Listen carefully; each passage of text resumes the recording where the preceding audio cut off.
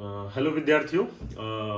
आज हम आपके सामने एक वीडियो ऐसा लेके आए हैं जिसमें जो जेई मेंस अप्रैल है उसमें आपकी स्ट्रैटेजी क्या होनी चाहिए और कैसे आप 97 98 परसेंटाइल ला सके।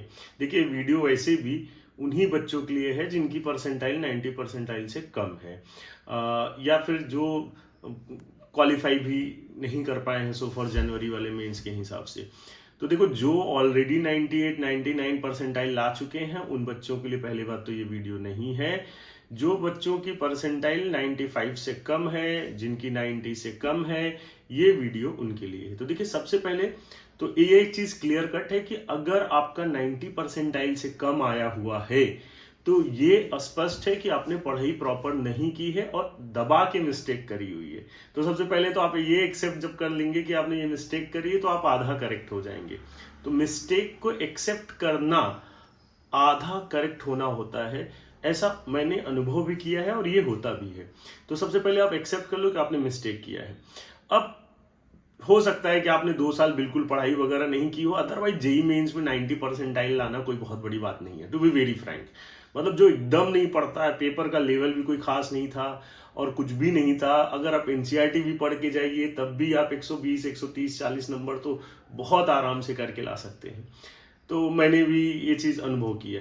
तो अभी खैर 10-15 दिन बचे हुए हो सकता है आपका थोड़ा आगे डेट पे पड़े, हो सकता है थोड़ा पीछे पड़े, लेकिन आपको करना क्या है, स्ट्रेट फॉरवर्ड। आप अभी 12वीं दे के आए हैं और ये मैं मान के चलूंगा कि आप 12वीं पढ़ के दिए हो। हाँ, कुछ बच्चे नकल करके भी पास होते हैं, ये भी हमने देखा है, लेकिन मैं ये मान के चल रहा हूँ कि आपने 12वीं में बोर्ड एग्जाम में तो कम से कम 75% ला रहे होंगे। अगर आप 75% खुद से लाने की क्षमता रखते हैं तो आपने जो 12वीं के जितने फॉर्मूले हैं उनको प्रॉपरली इन डेप्थ जाके रेडी कर लीजिए।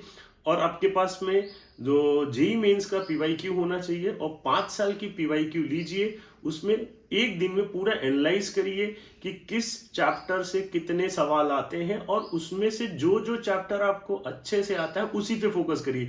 अभी जो नहीं आता उसको छोड़ दीजिए। दूसरी कोई शॉर्टकट नहीं है, तुक्का मार के सिलेक्ट नहीं हो पाओगे, ये मान लो कि तुक्का मारोगे तो माइनस आएगा।